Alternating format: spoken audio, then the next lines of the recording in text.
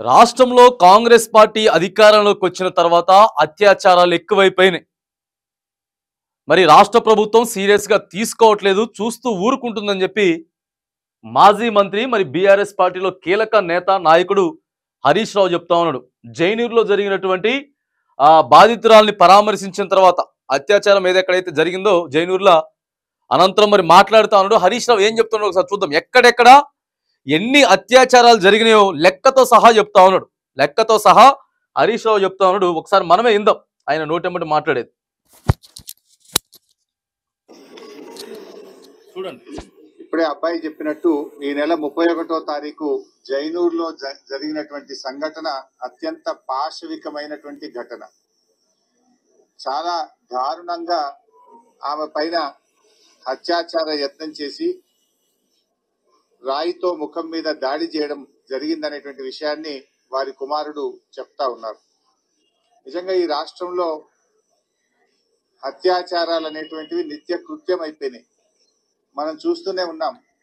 మొన్న ఈ మధ్య నాగర్ కర్నూలులో చెంచు మహిళ పైన అత్యాచార యత్నం జరిగింది. అదే విధంగా ఎల్బీ నగర్ లో 4 సంవత్సరాల అమ్మాయి పైన అత్యాచార యత్నం జరిగింది.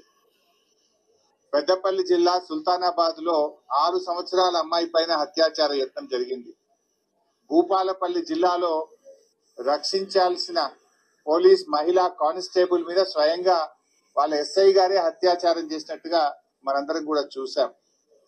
వనస్థలీపురంలో ఒక సాఫ్ట్వేర్ ఇంజనీర్ మీద అత్యాచార యత్నాన్ని చూసాం.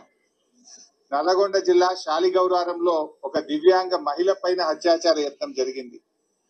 నిర్మల్ నుంచి బస్సులో హైదరాబాద్ కు వస్తా ఉంటే ఆ ప్రైవేట్ బస్ లో డ్రైవరే మహిళ పైన అత్యాచార యత్నం చేసిందని ఆ మహిళ ఉస్మానియా యూనివర్సిటీ పోలీస్ స్టేషన్ లో కంప్లైంట్ చేసిన విషయాల్ని మనం చూసాం. అంటే ఇలా ఈ ప్రభుత్వం వచ్చిన తర్వాత అసలు లా అండ్ ఆర్డర్ అంతా కూడా కుప్పైపోయింది. 9 నెలల కాంగ్రెస్ ప్రభుత్వ హయాంలో రాష్ట్రంలో 1900 అత్యాచారం కేసులు నమోదైనాయి. 1900 అత్యాచార కేసులు నమోదైపోయినాయి. సబితక్క గారు అసెంబ్లీలో మాట్లాడుతూ ప్రతిరోజు అత్యాచారాలు జరుగుతున్నాయి, మహిళలకు భద్రత కరువైపోయింది, ఈ ప్రభుత్వం ఫెయిల్ అయిపోయిందని సబితా ఇంద్రారెడ్డి గారు శాసనసభలో మాట్లాడితే మరుసటి రోజే హైదరాబాద్ లో 4 అత్యాచారాలు జరిగినాయి. అసెంబ్లీలో మాట్లాడిన తెల్లారే 4 అత్యాచారాలు జరిగినాయి. అంటే ఈ ప్రభుత్వం మొద్దు నిద్రపోతా ఉంది.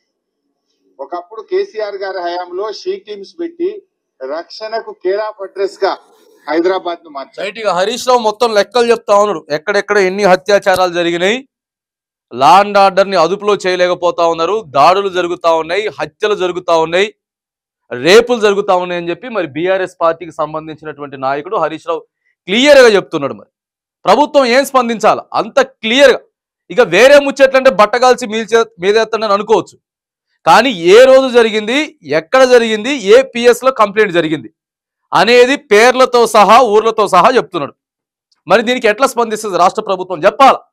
ఎవరి మీద ఎంత చర్యలు తీసుకున్నారు, ఎవరిని ఇప్పటివరకు జైలుకు పంపించారు, ఎంతమంది బాధితులకి న్యాయం చేసిరు అనేది మాత్రానికి మరి ఇప్పుడు రాష్ట్ర ప్రభుత్వం 100కి 100%, ఎందుకంటే క్లియర్ గా చెప్తాడు. అంత పెద్ద ప్రెస్ మీట్ పెట్టి ఊర్లతో పేర్లతో సహా చెప్తున్నటువంటి నేపథ్యంలో మరి దీని మీద రాష్ట్ర ప్రభుత్వం స్పందిస్తుందా స్పందించదా, ఈ విషయం మీద కూడా మరి సైలెంట్ గానే ఉంటుందా అనేది మాత్రానికి వేచి చూడాల్సినటువంటి సందర్భం ఉంది.